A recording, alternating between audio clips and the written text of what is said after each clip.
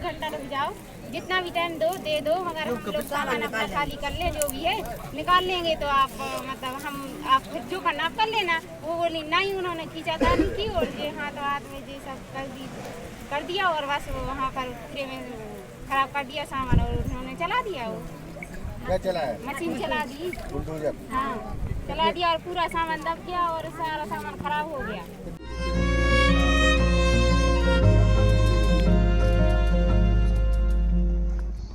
भारतीय वन अधिनियम 1927 के तहत पीओआर दर्ज किया गया था और उसके उपरांत धारा 80 का नोटिस जारी किया गया था एवं उसके उपरांत अंतिम बेदखली आदेश भी पारित किया गया था। और उसके बाद हम लोगों ने इनको कई बार नोटिस दिया और समझाइश भी दी गई और इन लोगों को पर्याप्त समय दिया गया कि आप लोग अपना स्वेच्छा से अपना अतिक्रमण हटा लीजिए।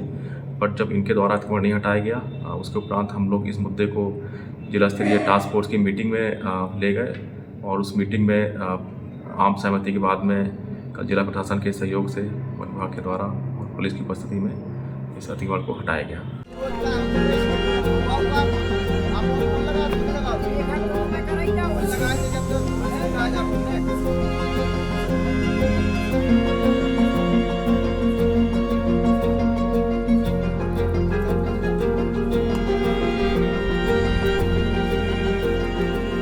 जब 60 साल से ये लोग यहाँ रह रहे हैं, आपकी सरकार ने इन्हें प्रधानमंत्री आवास योजना में किसी को 1,35,000, किसी को 1,15,000, 1,20,000, किसी को 80,000 दिए हैं।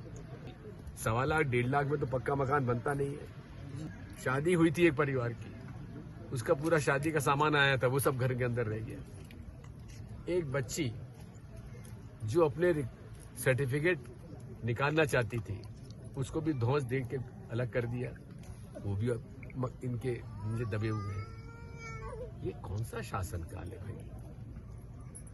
ये तो मैं कहता हूं कि प्रधानमंत्री आवास योजना की जो प्रधानमंत्री रोज गुणगान करते हैं, आपने ये कार्य करके तो प्रधानमंत्री के गाल पर तमाचा मारा है प्रशासकीय अधिकारी जी।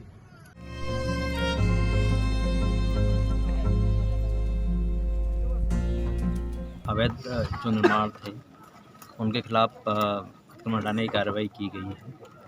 ये बात सही है कि कुछ रहवासी मकान थे और उनमें उनको तोड़ा गया, लेकिन प्रक्रियात्मक रूप से त्रुटि नहीं है, ऐसा सभी लोग इस बात से सहमत हैं और मानते हैं। वन विभाग के द्वारा ये कार्रवाई चूँकि की गई है, वर्तमान में जो चीज़ें हैं वो जो शासन की जिम्मेदारी है वो सब हम लोगों ने बताया है कि जो लोग यदि जिनका घर टूट गया है और वो बेघर हो गए हैं तो उनको रुकने की व्यवस्था प्रशासन के द्वारा की जाएगी।